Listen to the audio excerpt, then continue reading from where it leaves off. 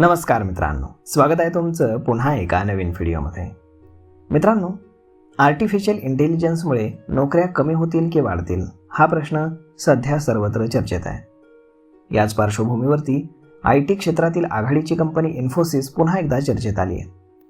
कंपनीच्या investor AI day या कार्यक्रमामध्ये भविष्यातील तंत्रज्ञान आणि रोजगार याबाबत महत्त्वाचे संकेत देण्यात आलेत. AIचा वेग आधीपेक्षा खूप जास्त असल्यामुळे उद्योग, व्यवसाय आणि रोजगार या तीनही क्षेत्रांवरती त्यांचा मोठा परिणाम दिसणार आहे. इन्फोसिसचे चेअरमन नंदन निलेकनी यांनी या संदर्भात एक मोठं स्टेटमेंट केलं आहे.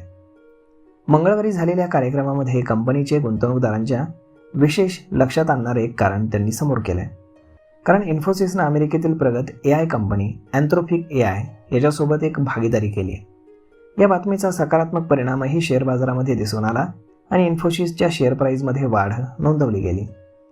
कंपनीने सांगितलं की AI हे पुढच्या काळामध्ये व्यवसाय वाढीचे एक मुख्य कारण बनणार आहे. या कार्यक्रमामध्ये बोलताना नंदन निलेकनी म्हणाले की प्रत्येक तांत्रिक क्रांतीमुळे सुरुवातीला भीती निर्माण होते, मात्र शेवटी त्या बदलातून अधिक संधी तयार होतात.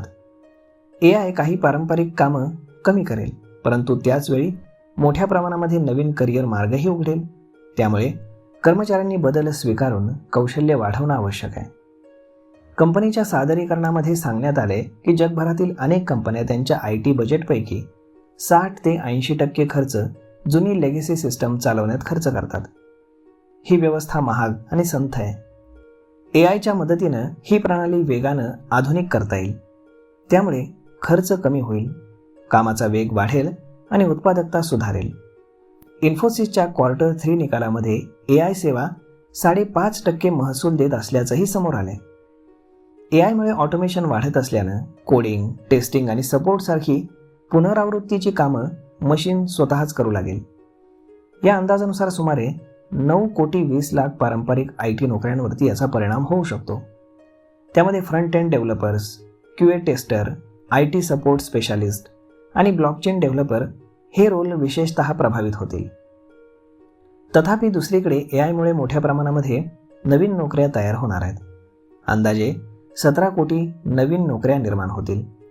यामध्ये data annotator, AI engineer, AI forensic analyst, forward developed engineer आणि AI लीड्स यांसारख्या भूमिका वाढतील.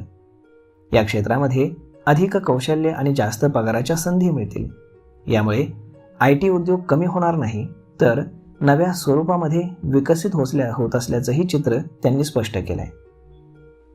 तर मग मित्रांनो, अशा पद्धतीने AIमुळे नोकऱ्या कमी होतील की वाढतील याचं स्पष्टीकरण इन्फोसिसनं सांगताना ही माहिती पुरवली आहे.